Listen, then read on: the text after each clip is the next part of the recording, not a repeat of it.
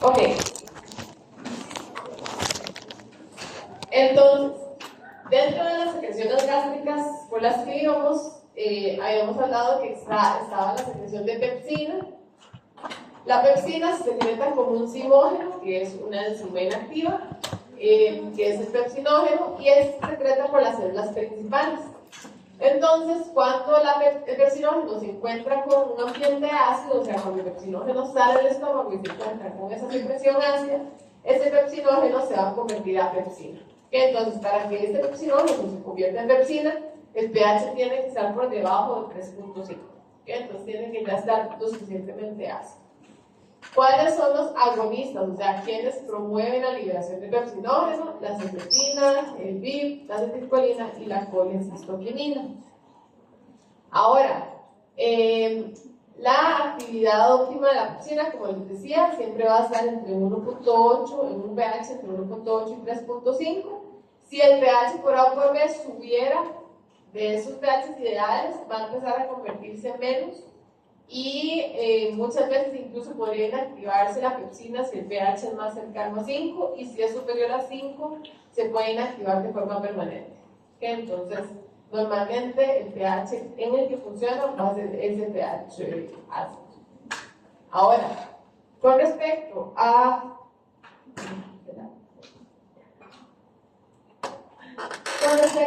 la secreción de pepsina, bueno, el pepsinógeno y pepsina sería por la célula principal que estaría acá. Entonces, lo que se secreta es pepsinógeno, que junto con el ácido, en el ambiente ácido, se convierte en pepsina. Algunos de los estímulos, entonces, que pueden llegar a esa célula principal son la acetilcolina, que vendría por el sistema nervio vago, ¿verdad? El nervio vago hace sinapsis a cada sistema nervioso entérico y eso estimula eventualmente la liberación del pepsinógeno. La gastrina, que también puede estimularla, y la secretina, que esa secretina se activaría por el ácido cuando el quimo llega al intestino, y podemos también así seguir aumentando la secreción de pepsina. Ok, entonces, con eso ya terminamos lo que pasa en el estómago, vamos con lo que pasa en el páncreas. El páncreas es un tipo de glándula muy similar a la célula, en estructura a la célula salival, que son células acinares. Entonces tenemos un acino y tenemos conductos. Tenemos la célula del acino, tenemos la célula de los conductos. El páncreas, que nos va a interesar ahorita a nosotros, es el páncreas exocrino, que es el que va a tener esta estructura. Y a nivel de las células acinares es donde se van a producir la gran mayoría de enzimas digestivas que vamos a encontrar a nivel intestinal después. Entonces, cuando estas se secretan, van a ir por el conducto pancreático común, van a caer aquí al colacón y después en el conducto común, que se une el conducto biliar con el conducto pancreático. Y aquí tenemos un esfínter, que es el esfínter de Oddi, que cuando se abre permite que lleguen al intestino las secreciones pancreáticas en conjunto con las secreciones biliares. ¿Okay? Entonces, al intestino llegan las dos juntas. No podemos elegir si queremos pancreáticas o queremos biliares porque están en la misma salida los dos. Ok, entonces, ¿cuáles son las enzimas que vamos a estar produciendo a nivel de páncreas exocrino? Tenemos un montón de enzimas que son proteasas, o sea, que rompen proteínas, sí. ¿Cuáles eran las dos secreciones que llegaban, perdón? La biliar y la pancreática. Ok, pues. Tenemos un montón de proteínas que son de función enzimática como proteasas, o sea, que rompen otras proteínas, y estas generalmente están siendo secretadas como sinógeno. Entonces, la tripsina no está siendo secretada como tripsina es el nombre de la enzima activa, sino que está siendo secretada como tripsinógeno. La quimotripsina como quimotripsinógeno. La carbopeptidasa como procarbopeptidasa. Okay, entonces, todas estas van a estar siendo secretadas, bueno, la carbopeptidasa, la quimotripsina y la tripsina, que son las que tienen proteínas, las proteasas, igual a lo que pasaba en el estómago, que se secretaban como una forma inactiva y después se activan cuando llegan al sitio, lo mismo pasa con las del páncreas. Esto evita que se activen a nivel de páncreas y que autodigieran el páncreas. ¿Okay? Si eso pasara, si las enzimas pancreáticas, las proteasas, se activaran a nivel de páncreas, pueden generar una pancreatitis, que es que van a empezar a romper todo el tejido pancreático. ¿Okay? Entonces van a empezar a digerir el pan. Y eso es mal, muy mal, que es una emergencia médica. Entonces, normalmente todas las proteasas, que son como las más peligrosas, por así decirlo, se van a liberar de una forma inactiva. Las demás, las que digieren almidones, como la amilasa pancreática, las que digieren lípidos, como la lipasa, esas se secretan de forma activa. Okay, esas no van inactivas, esas ya van en su forma activa hasta el intestino. Adicional a la lipasa, se va a liberar también otra proteína que es la colipasa. La colipasa lo que ayuda es a que la lipasa se pueda pegar fácilmente a las gotitas de grasa en presencia de ácidos biliares. Entonces, la colipasa también es necesaria para la acción de la lipasa. Y después tenemos otras enzimas como las nucleasas que degradan ácidos nucleicos, que esas nucleasas pueden ser ADNasas o ARNasas, pueden degradar de dos tipos, una para ADN y otra para ARN. Y eso también va en una forma activa. ¿Okay? Entonces, dentro del jugo pancreático, como les decía, vamos a tener todas estas proteínas que son las enzimas que digieren a otras proteínas, que son proteasas, que se están liberando como zimógenos. Eso quiere decir que son una forma inactiva de la proteína. Entonces, ¿cómo se activan esas proteínas? Normalmente, nosotros lo que vamos a tener es una secreción de zimógenos. Estos zimógenos van a llegar al intestino y en el borde cepillo del intestino nosotros tenemos una tijerita, una enzima que puede cortar el tripsinógeno. Y esa tijerita, al activar al tripsinógeno, entonces vamos a tener activa la tripsina. Y esa tripsina es una proteasa muy potente que puede empezar a cortar a todas estas otras enzimas y volverlas o convertirlas en su forma activa. ¿Sí? ¿Ese oro que se es como una membrana vertical? ¿Sí? Ok. Entonces, así es como activamos las enzimas pancreáticas. Sí. A todas las demás. Exacto. Ok, entonces, ¿cómo es que se regula la liberación de secreción pancreática? Nosotros vamos a tener en las células acinares principalmente receptores para acetilcolina, para GRP, secretina y vino. El principal agonista en células humanas es la acetilcolina. Eso quiere decir que tiene que existir una activación vagal que aumente la liberación de acetilcolina y que permita la secreción de más enzimas.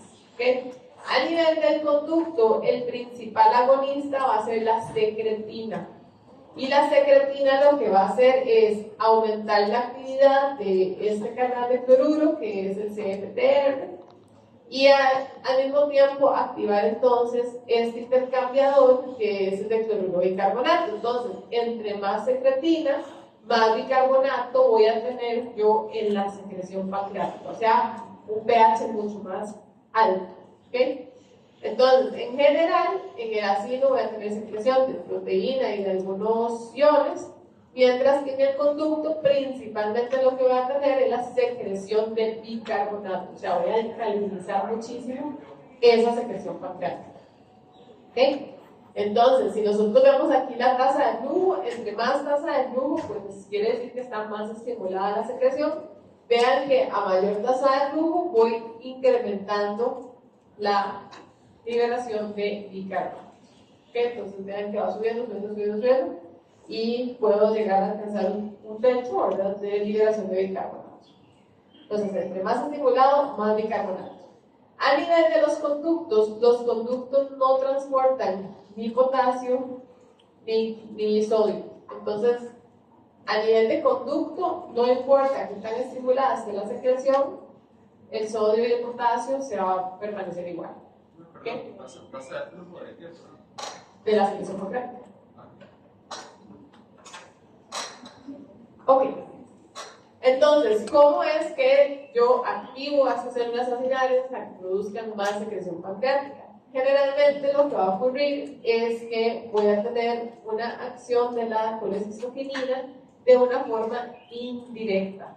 La colecistoquinina va a actuar sobre las vías vagales, las va a estimular, y las vías vagales van a ser las que van a liberar acetilcolina sobre las células del ácido pancreático, estimulando así la secreción pancreática. Entonces, vean que hasta ahorita la colecistoquinina le hemos visto varias funciones. A nivel del estómago ya habíamos dicho que reducía la velocidad de vaciamiento gástrico, ahora estamos diciendo que a nivel del páncreas aumenta la secreción acinar. Y también al activar el nervio vago, cuando se libera acetilcolina a nivel del páncreas, también se libera óxido nítrico a nivel del esfínter de Body y genera la relajación y salida de la secreción hacia el intestino. ¿Okay? Y eso también es por vía indirecta. ¿Okay? La colecistoquinina sobre el esfínter de Body, sobre la secreción acinar, actúa de vía indirecta. ¿Okay? Y ahora después, más adelante, hablamos de la parte de la secreción biliar. Todavía no hemos llegado ahí. Entonces, vamos, esta y esta. Ok, en la parte de vaciamiento gástrico, recuerden que sí tiene acciones indirectas sobre células superficiales de Cajal. Entonces, en vaciamiento gástrico sí pueden haber vías directas, pero en páncreas no. ¿Okay? Vía indirecta a través del páncreas. Ok, entonces, ¿cómo es que se regula la liberación de colecistoquinina? Vamos a tener otra vez la tripsina. Recuerden que yo les dije que en ayuno siempre hay un nivel basal de secreción. ¿Okay? Nunca tenemos un nivel de cero. Siempre tenemos ahí un poquitillo de secreción que se está liberando. Entonces, si yo libero secreción pancreática, yo voy a tener tripsina en mi intestino. ¿Okay? Porque la secreción pancreática va a llegar al intestino, el tripsinógeno se convierte en tripsina y voy a tener tripsina activa. Esa tripsina dijimos que era una proteasa, o sea, que rompe todas las proteínas que se encuentran. Entonces, si nosotros no hemos comido, lo que va a hacer esta tripsina es romper cualquier otra proteína que ande por ahí. Generalmente, esas proteínas pueden ser péptido liberador de colecistoquinina, que se está secretando por otras células hacia la luz del intestino, o otro péptido que también viene en la secreción pancreática que se llama el péptido monitor. Entonces, mientras yo no tenga comida, la tripsina, las únicas proteínas que va a tener son estas. Y entonces va a empezar a digerirlas y por lo tanto los niveles de estas proteínas van a ser muy bajos. Estas proteínas normalmente lo que harían es estimular a la célula I a que libere colecistoquinina. Pero si la tripsina la está destruyendo, pues no vamos a tener los niveles suficientes y por lo tanto no vamos a tener liberación de colecistoquinina. Cuando nosotros comemos, va a llegar el alimento hasta el intestino y ese alimento sí va a tener proteína. Entonces, esa tripsina se va a poder entretener con toda la proteína que viene en el alimento y ya no va a atacar a estos péptidos chiquitillos que andaban por ahí. ¿Okay? Entonces, vamos a empezar a elevar los niveles de péptido liberador de colecistoquinina y de péptido monitor. Y por lo tanto, al elevar estos niveles, podemos estimular también a la célula I y hacer que se libere más colecistoquinina. Adicionalmente, los aminoácidos que se empiezan a liberar, más los ácidos grasos que ya venían en esa comida, también pueden estimular la liberación de colecistoquinina. Entonces, cuando nosotros comemos, es cuanto más liberación de colecistoquinina vamos a tener. Y entre más liberación de colecistoquinina, más estimulación vagal, que va a llegar hasta el ácido pancreático, y más producción de enzimas pancreáticas vamos a tener. ¿Okay? Entonces, yo esperaría que la máxima secreción pancreática sea en la fase intestinal, que es cuando ya llegan los alimentos hasta el intestino. Ok, entonces, ¿cómo funciona ahora la secretina? Habíamos dicho que la secretina era un neurocontrol negativo con respecto a la cantidad de ácido que había. ¿Okay? Entonces, voy a tener en el estómago la liberación del ácido. Este ácido va a revolverse con la comida y va a formar el quimoácido que va a llegar eventualmente al duodeno. Entonces, cuando llega al intestino, vamos a tener comida y ácido juntos.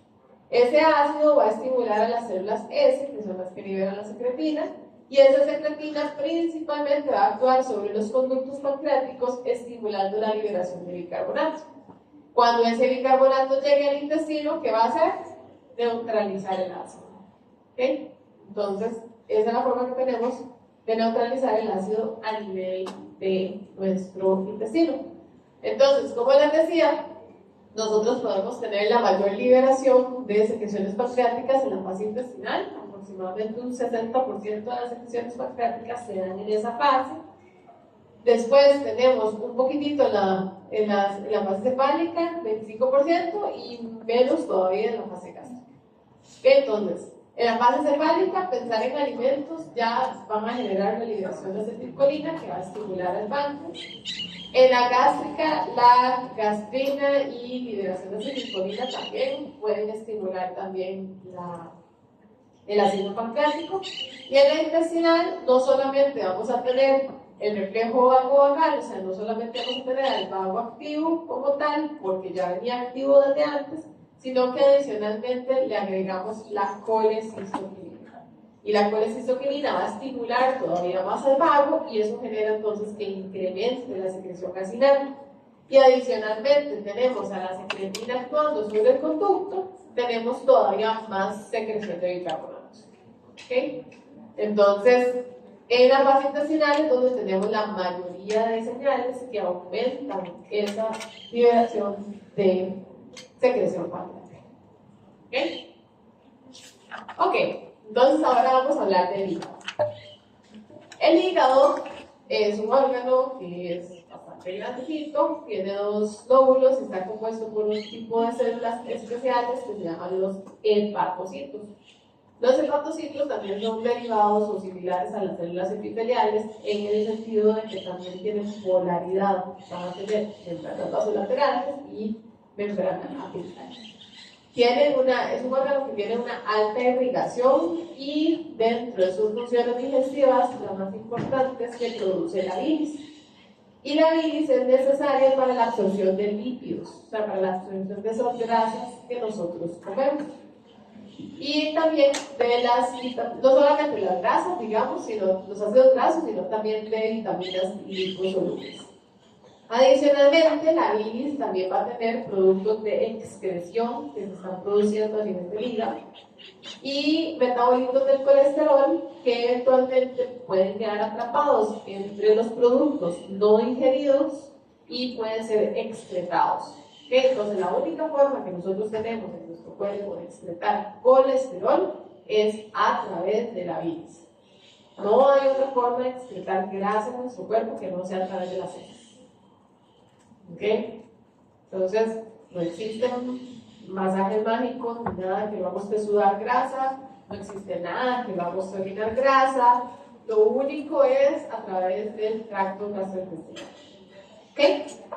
Entonces, las secreciones biliares se producen en los hepatocitos a partir del colesterol. El colesterol, o sobre el colesterol, va a actuar una enzima muy importante que se llama la 7-alfa-hidroxilasa. Esa enzima, la 7-alfa-hidroxilasa, es altamente regulada. Entonces, ¿qué tantos ácidos biliares yo vaya a producir? Va a depender de qué tan activa esté la 7-alfa-hidroxilasa. Nuestros hepatocitos pueden producir dos tipos de ácidos biliares principalmente, que son los que llamamos ácidos biliares primarios, que son el ácido quenodesoxicólico y el ácido cólico. Cuando estos ácidos biliares primarios pasan por el intestino y tienen contacto con las bacterias, pues las bacterias pueden convertirlos en ácidos biliares secundarios, que son el litocólico, el ursodesoxicólico y el desoxicólico. Los que tienen un asterisco rojo son los que principalmente producimos a nivel de los seres humanos, que son el litocólico y el desoxicólico. Y de todos estos, el litocólico es altamente tóxico. Entonces ahora vamos a ver cómo es que nuestro cuerpo se deshace de más fácilmente. Sí. ¿Cómo repite la función de la 7-alfa-hidroxilasa, perdón? Es el paso limitante de la conversión del colesterol a ácidos biliares. ¿Y eso qué significa? Que si esta enzima no está activa, no hay forma de que produzcamos ácidos biliares. Ok, perfecto. Y es altamente regulada. Entonces vamos a tener un switch que no enciende y la apaga. Entonces, ¿qué tantos ácidos biliares producimos nosotros? Depende de qué tan activa vaya a ser esta enzima. ¿Ok? Entonces, ¿qué es lo que va a ocurrir? nosotros vamos a, bueno, en las próximas diapositivas vamos a ver que nosotros necesitamos una gran cantidad de ácidos biliares, necesitamos realmente un montón de ácidos biliares para poder digerir las grasas. Pero nuestra capacidad de síntesis no es tan alta. Entonces, en realidad lo que hace nuestro cuerpo es reciclar ácidos biliares. Entonces, llegan al intestino, se reabsorben, vuelven a pasar por el hígado, vuelven al intestino, se reabsorben, vuelven a pasar por el hígado, y así va. Tenemos un reciclaje de ácidos biliares. Ese reciclaje de ácidos biliares, entre más mi intestino logre recapturar, voy a tener una mayor señal que va a generar la inhibición de la 7-alfa-hidroxilasa. O sea, yo voy a producir ciertos ácidos biliares, si esos ácidos biliares yo los pierdo por alguna razón y no los puedo reabsorber, la 7-alfa-hidroxilasa va a estar activa produciendo más ácidos biliares. Pero si esos ácidos biliares mi cuerpo logra reabsorberlos, va a inhibir a la 7-alfa-hidroxilasa como una señal diciendo, aquí todo bien, ya reabsorbimos ácidos biliares, no tienen que producir tantos. ¿Ok? Entonces, los ácidos biliares tienen un retrocontrol también sobre su propia síntesis.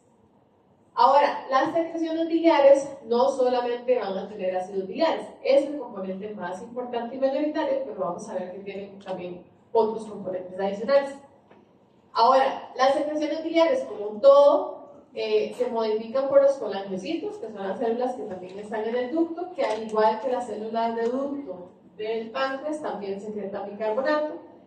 Y al contrario de lo que pasa en el páncreas, que en el páncreas se produce la secreción y de una vez va al conducto y de ahí sale, digamos, nosotros vamos a tener la concentración de ácidos biliares a nivel de la vesícula. O sea, la secreción biliar se va a producir en el hígado, se va a almacenar en la vesícula, se va a concentrar en la vesícula y cuando llegue un ciclo digestivo, esa vesícula se contrae y expulsa ese contenido. ¿Ok? Entonces, cuando la secreción biliar llega a nuestro intestino, es una gran concentración de ácidos biliares en poco uno, que tiene muchísimos ácidos biliares.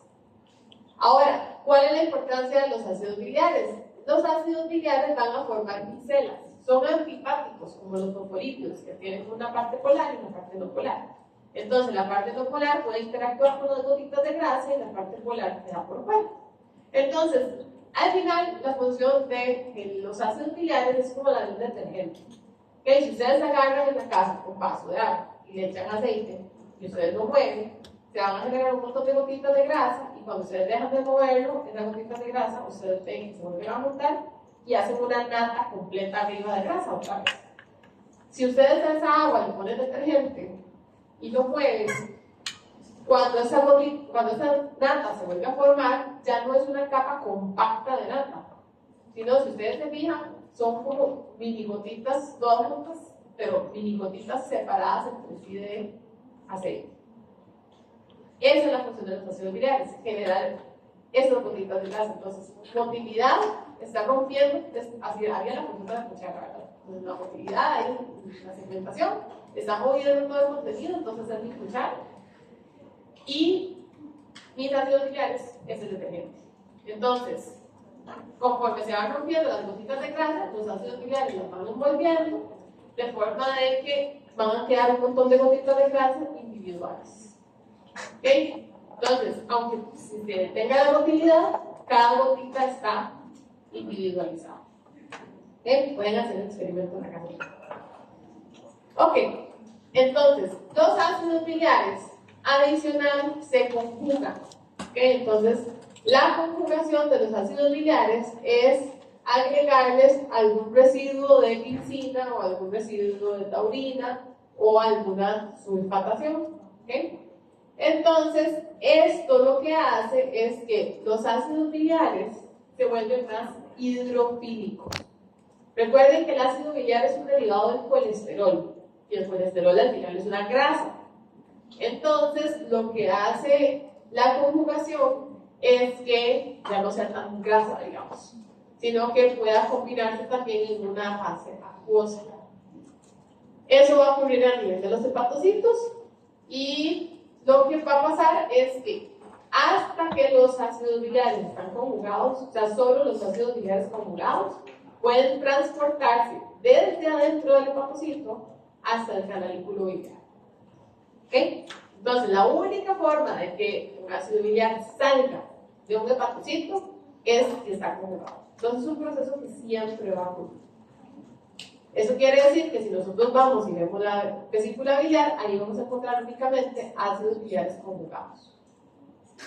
Ahora, las conjugaciones pueden ser quitadas por las bacterias, ¿verdad? Entonces, si una conjugación lo hace más hidrofílico, si yo le quito la conjugación, lo hago más hidrofóbico. Entonces, si las bacterias desconjugan el ácido biliar, ese ácido biliar podría atravesar libremente la membrana y reabsorberse de forma pasiva.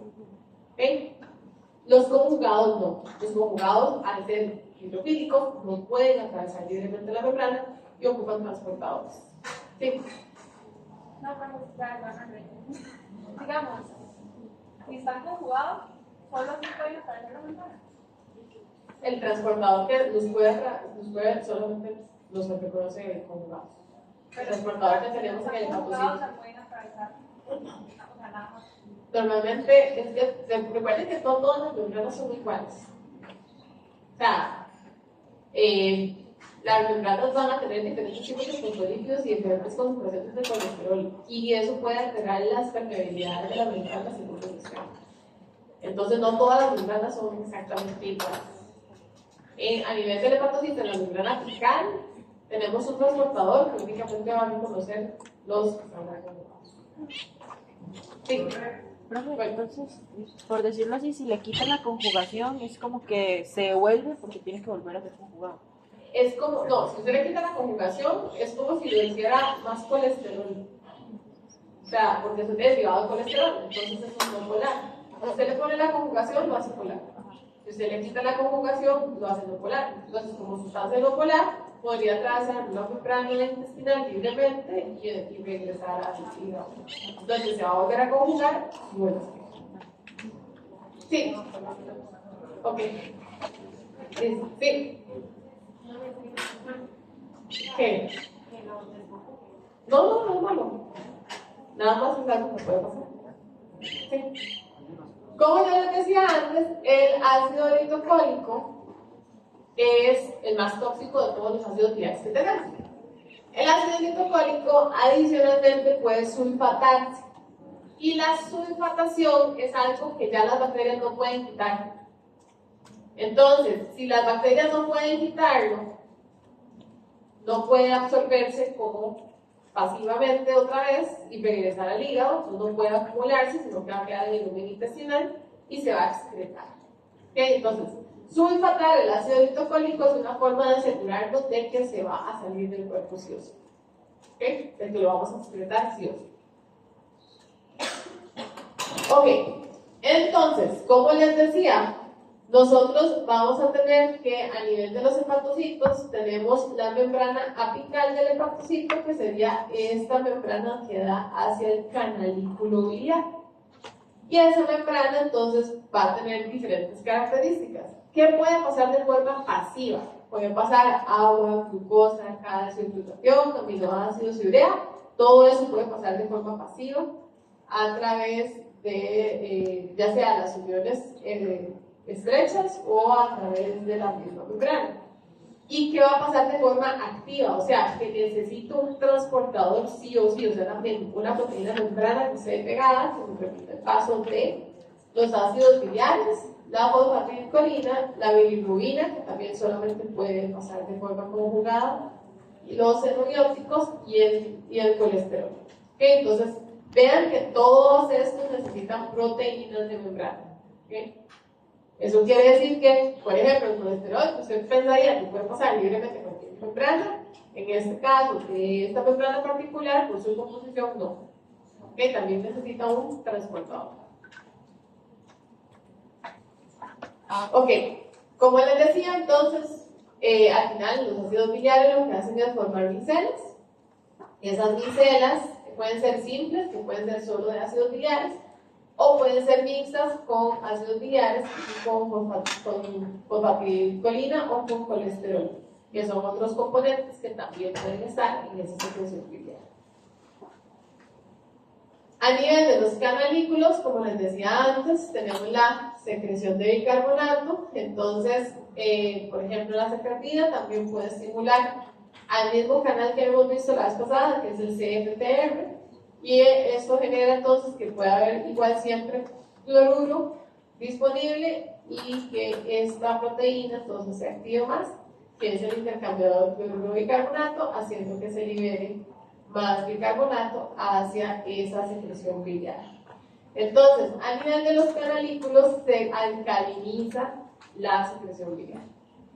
A nivel de sus canalículos también la glucosa tiende a reabsorberse. Como estamos secretando grandes cantidades de cloruro, tiende a salir sodio y agua, y eso hace que esa solución se haga ligeramente isotónica. Y podemos tener también secreción de factores que ayudan a la defensa del organismo, como la inmunoglobulina tipo A. ¿Ok? Ahora, ¿qué pasa en la vesícula? Cuando yo llego a la vesícula, ahí voy a tener un gran tiempo mientras pasa del periodo digestivo a periodo digestivo. Y entonces, ahí yo voy a empezar a acumular o a concentrar más bien los ácidos biliares. Entonces, entre más tiempo pase esa secreción biliar dentro de la vesícula, más voy a poder concentrar esos ácidos biliares. ¿Okay? Los ácidos biliares tienen cargas negativas, por lo tanto, sostienen, por así decirlo, el sodio. ¿Okay? Una carga negativa se va a parear con una carga positiva. Entonces, así como sube la concentración de ácidos biliares, también tiende a sostener al sodio dentro de la vesícula biliar. Y contrario a lo que pasa en los canalículos, a nivel de la vesícula más bien tiende a reabsorberse bicarbonato. Entonces, más bien a nivel de la vesícula, esta secreción tiende a hacerse de nuevo un poquito más ácida. ¿Okay? Porque le quitamos bicarbonato.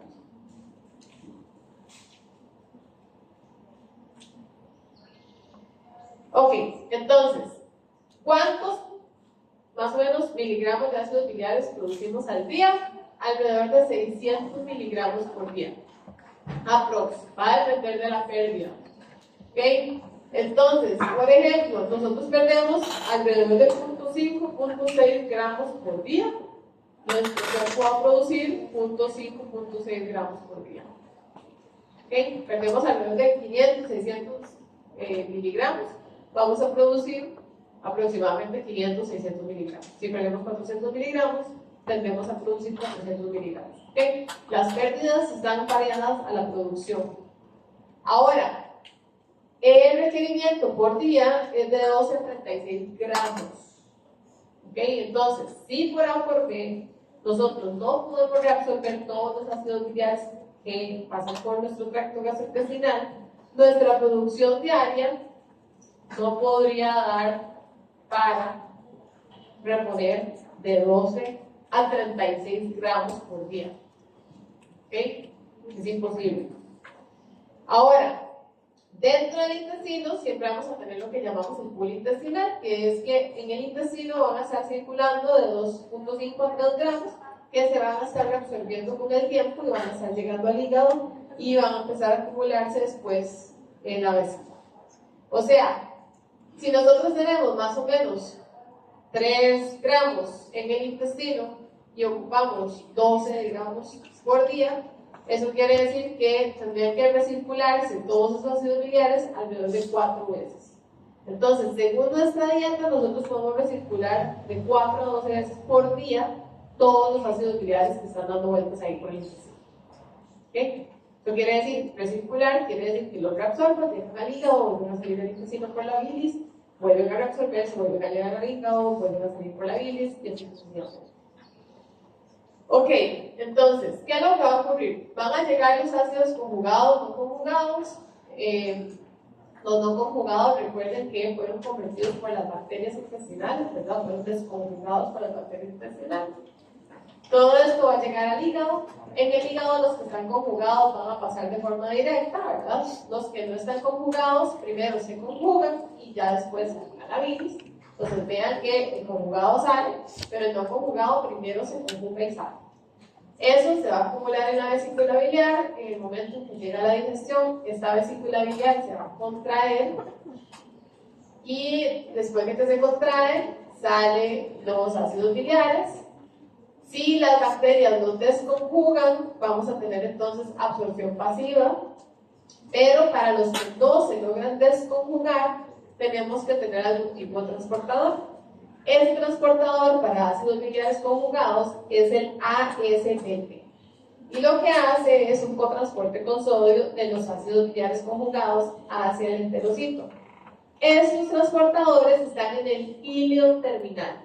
Entonces, esos ácidos biliares van a pasar por todo el intestino delgado y hasta que llegan al ilion terminal es que se reabsorben. Ahora, esos ácidos biliares, hay receptores para ácidos biliares, entonces esos ácidos biliares también van a tener una función hormonal. Activan a los receptores de ácidos biliares y esos receptores de ácidos biliares pueden generar la creación de un factor que es el FGF19, factor de crecimiento de fibroblastos ABO19. Ese FGF19 puede viajar por sangre hasta el hígado y este factor es el que nos va a inhibir a la 7-alfa-hidroxilasa. Entonces, entre más ácidos biliares yo recupere, más factor FGF19, más inhibición de la 7-alfa-hidroxilasa. Y por eso es que existe un pareo entre lo que pierdo y lo que produzco. Si yo logro recapturar mucho, entonces voy a tener mucho FGF19 y voy a inhibir la producción de más. Pero si recapturo muy poco, voy a tener mucho menos FGF19 y por lo tanto voy a producir más ácidos biliares en el hepatocito. ¿Okay? Entonces, así es como le llega la señal de cuánto estoy reabsorbiendo hasta el hepatocito. ¿Okay? Estos receptores también vamos a tener algunos similares en el hepatocito, entonces este tipo de productos también pueden estar actuando dentro del mismo hígado. Sí. El transportador para los no conjugados es el ASBT. Es el que Para los conjugados. Los no conjugados, recuerden que son pasivos. Los conjugados es el ASBT. Y va a salir por la membrana vasolaceral por el OST. Entonces, viajan ahí. Por eso y por eso. ¿Ok? Ok. Entonces, ¿qué pasa si yo no tengo hilo? Si yo no tengo hilo, no puedo recuperar a los conjugados, a los ácidos biliares conjugados.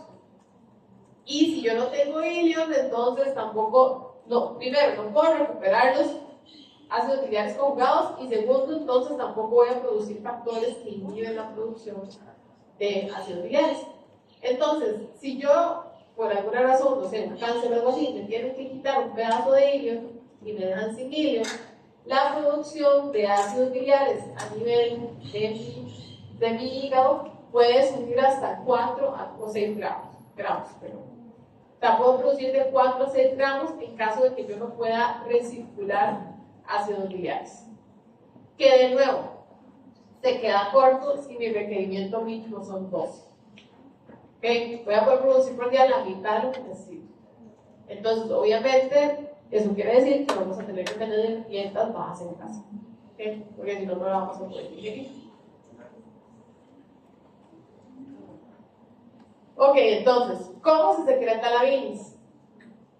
Van a llegar al duodeno, ya habíamos hablado que llega la comida, entonces tenemos aminoácidos y grasas que estimulaban la liberación de colecistoquinina. La colecistoquinina iba a activar a las vías vagales. Las vías vagales van a liberar acetilcolina a nivel de la vesícula biliar y van a generar la contracción de la vesícula biliar. Y las mismas fibras que se activaban antes, que liberaban óxido nítrico, están relajando al esfínter de Bode. ¿Okay? Entonces, la colecistoquinina está produciendo que se libere acetilcolina a nivel de la vesícula biliar, a nivel del ácido pancreático y óxido nítrico a nivel del esfínter de Bode, favoreciendo la salida de secreción pancreática y secreción biliar hacia el intestino. ¿Okay? Ahora, ¿la vesícula tiene receptores de CCK? Sí, pero la única forma de que se contraiga por activación de CCK es en condiciones de concentraciones suprafisiológicas. O sea, muy por encima de las concentraciones que nosotros normalmente tenemos de colesterol. Entonces, el efecto normal fisiológico es indirecto a través de la activación vagal. ¿Ok? Listo. Ok, vamos. Eso vamos a algo porque yo no sé otra. Listo. Ok. Entonces, vamos con secreciones intestinales. Las secreciones intestinales van a producirse a nivel de intestino delgado e intestino grueso. Vamos a tener que la gran mayoría de líquido que va a llegar a nuestro intestino, ¿verdad? Que va a llegar al intestino delgado, al intestino grueso, va a ser reabsorbido. ¿Okay? Entonces, la gran mayoría de iones y de agua van a ser reabsorbidos en el intestino delgado y el resto van a ser reabsorbidos por el intestino grueso. ¿Okay? Entonces, más o menos 6.5 litros por día en el delgado y 1.9 en el grueso. Por lo tanto, al final en las heces perdíamos apenas 0.1 litro, o sea, 100 mililitros, que no era casi nada. Ahora, vamos a ir viendo cada segmento, ¿verdad?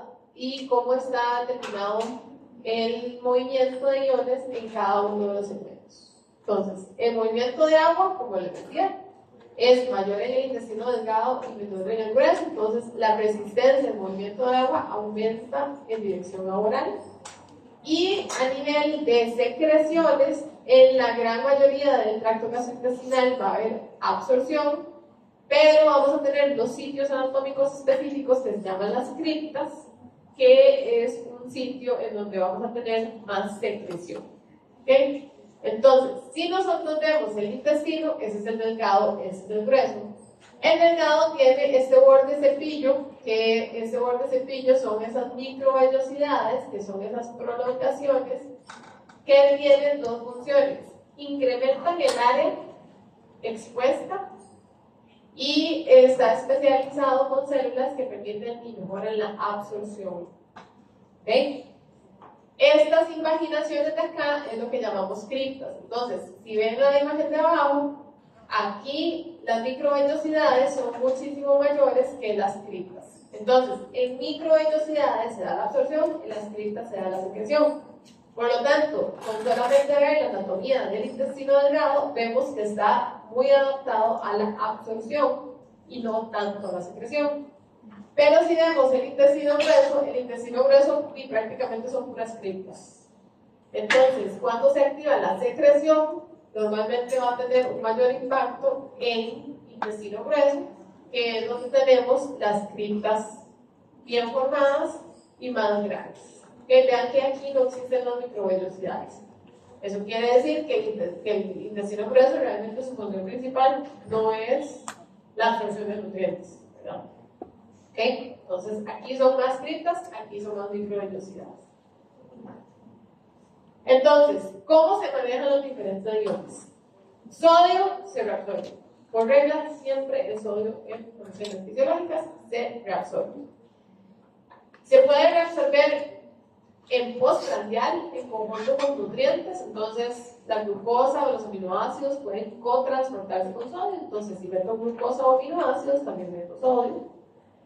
También recuerden que estas secreciones vienen ricas en bicarbonato. Entonces, ese bicarbonato genera un cambio de pH que activa a este intercambiador de sodio-hidrogenión. Entonces, entre más bicarbonato aquí, más hidrogenión sale. Ese hidrogenión se combina con el bicarbonato. ¿Qué formaba? Dióxido de carbono. El dióxido de carbono entonces se ingresa y así metemos el bicarbonato también. Entonces, este también está postprandial por la gran cantidad de bicarbonato, activo postprandial por la gran cantidad de bicarbonato que tienen las secreciones pancreáticas. ¿Okay? Ahora, estos otros dos que están acá, que ocurren más en ileo y en colon distal, son regulados de otra forma, o sea, no son regulados por postprandial, sino que ya son regulados o pueden ser regulados incluso por hormonas, pero también favorecen la reabsorción de sodio. ¿Okay? Entonces vean que aquí de nuevo estoy metiendo sodio y aquí abajo en este canal también estoy metiendo sodio. Entonces vean que en general todos esos cuatro tipos de transportes meten sodio, reabsorben sodio. Entonces, sodio se reabsorbe. Cloruro. Si yo meto sodio, el sodio es una carga positiva. Detrás de las cargas positivas se van las cargas negativas. Entonces, literalmente, el cloruro lo que hace es seguir al sodio. Entonces, el cloruro se va en una absorción pasiva detrás del sodio. ¿Ok? Y, sí, básicamente se va detrás del sodio. ¿Ok? Aquí podemos tener reabsorción de cloruro con intercambio con bicarbonato y aquí también en un acople que se llama electroneutro, porque por un lado estoy sacando bicarbonato, metiendo dos cloruros, sacando un hidrógeno, metiendo un sodio. Entonces todo ese transporte lo que genera es un movimiento de reabsorción de sodio y cloruro que no genera cambios de gradientes eléctricos. ¿Okay? Pero básicamente el cloruro, digamos, se reabsorbe también. Pero el cloruro, a diferencia del sodio, también se puede secretar. Entonces, la secreción de cloruro es regular. Ocurre en las criptas, como dijimos, ocurren las secreciones en las criptas, y los estímulos pueden ser diversos. A los estímulos que favorecen la secreción de cloruro le llamamos secretagogos. Y esos secretagogos generalmente lo que van a ocasionar es diarrea. Porque si yo saco cloruro, ¿qué va a pasar con el sodio? Se va a quedar también, se va a mover también junto con el cloruro. O sea, voy a disminuir la retención de sodio también. Me va a quedar entonces cloruro de sodio afuera, y eso hace que el agua se quede afuera, en el intestino, y eventualmente eso genera entonces una diarrea. O sea, un exceso de líquido que no puedo reabsorber en mi intestino. ¿Ok? Entonces, lo que va a ocurrir es que generalmente voy a tener activación de este canalito de acá, el CFTR, que favorece la salida del cloruro hacia el lumen. Eso genera un lumen negativo y entonces detrás de este lumen negativo se va el sodio. ¿Okay? Pero el sodio como tal no se está secretando de forma activa. Simple y sencillamente se lo lleva al cloruro. ¿Okay? Por eso decía que el sodio únicamente en condiciones fisiológicas se reabsorbe. Y nada más. En condiciones patológicas, pues puede salir detrás del cloruro y generar diarreas. Ok, entonces, ¿cuáles son los productos que eventualmente pueden generar que se activen estas criptas, ¿verdad? Y generen más salida de cloruro? Vamos a tener que tenemos células del sistema inmune que pueden producir diferentes estímulos como las prostaglandinas o la histamina, que generan entonces un incremento en la actividad de esas células de la cripta. Todo aquello que me genere AMP cíclico, GMP cíclico, incrementos de calcio, me van a aumentar la secreción de aniones y me van a inhibir la absorción de cloruro de sodio. Entonces, si yo inhibo la absorción de cloruro de sodio, voy a tener más cloruro de sodio en el lumen y voy a tener, por lo tanto, más líquido en la diarrea. ¿Okay? Esas son bacterias, diferentes bacterias que generan incrementos de AMP cíclico, GMP cíclico o calcio y por lo tanto están relacionadas a diarreas como la E. coli, por ejemplo, o la Clostridium difficile, que la Clostridium es muy común también en hospitales. También en células inmunitarias, por ejemplo, la gente que tiene enfermedad celíaca, si yo tengo alergia a un alimento y lo consumo, van a subir los niveles de histamina y eso va a generar también diarreas. ¿Okay?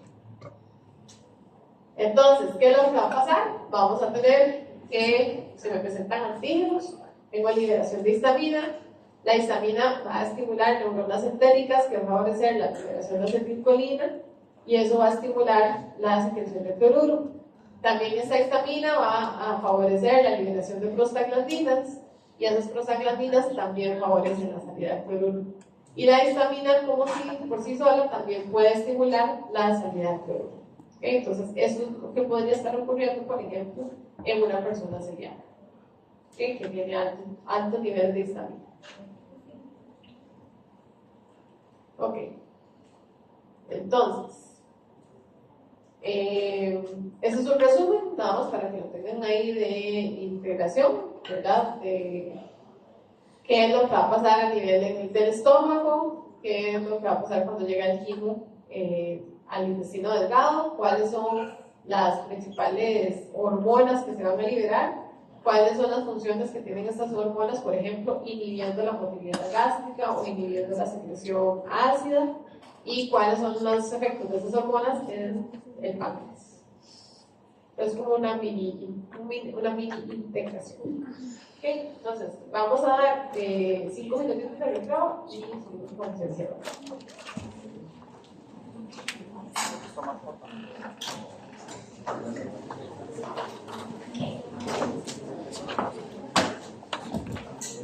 ¿Todavía está contando?